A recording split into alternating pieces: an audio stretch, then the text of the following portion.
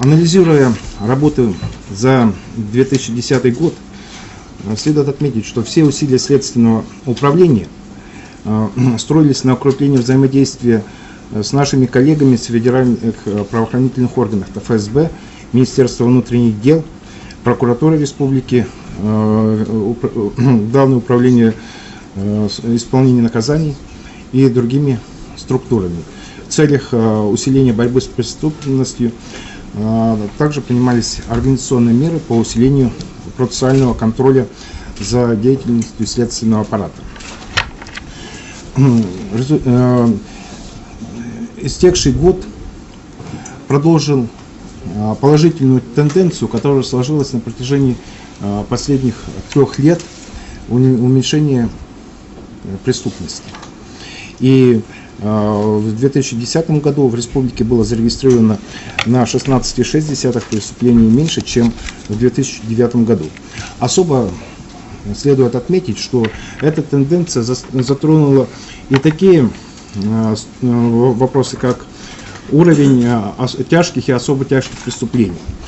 За рассматриваемый период было зарегистрировано 147 убийств с покушением, что на 7% меньше, чем в прошлом году, позапрошлом году. Ну, я должен еще заметить, что это самый низкий уровень убийств за последние 30 лет. Хотелось бы отметить, что раскрываемость убийств возросла и составила 96,4% по сравнению с 94% в 2009 году. Аналогичная ситуация и по таким опасным преступлениям, как причинение тяжких телесных повреждений, повлекших смерть. В этом году, в 2010 году, все эти преступления были раскрыты. Я хочу отметить положительную работу по раскрытию убийств Воркутинского следственного отдела и Воркутинского отдела внутренних дел, где раскрываемость убийств составила 100%. Следственный отдел по Усть-Куломскому району, где при росте убийств с 4 до 9 раскрыты все эти преступления.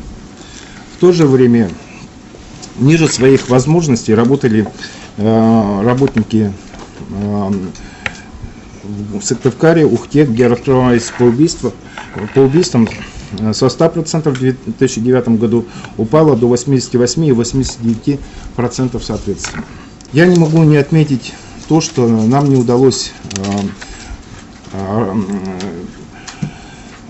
раскрыть преступление, связанное с исчезновением детей в Ударском районе. Работа в этом направлении продолжается, и никаких поблажек, никаких ослаблений здесь не должно быть, вплоть до раскрытия преступления. Особое внимание уделяется Следственному управлению по расследованию тяжких преступлений прошлых лет. Эта задача поставлена председателем комитета. Ни одно преступление, как бы давно оно ни было совершено, оно не должно попасть в архив и в историю. Виновные должны понести наказание.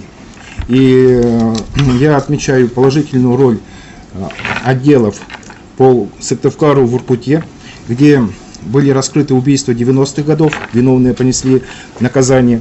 В этих городах и районах раскрыто и направлено в суд соответственно 18 и 10 уголовных дел о преступлениях прошлых лет.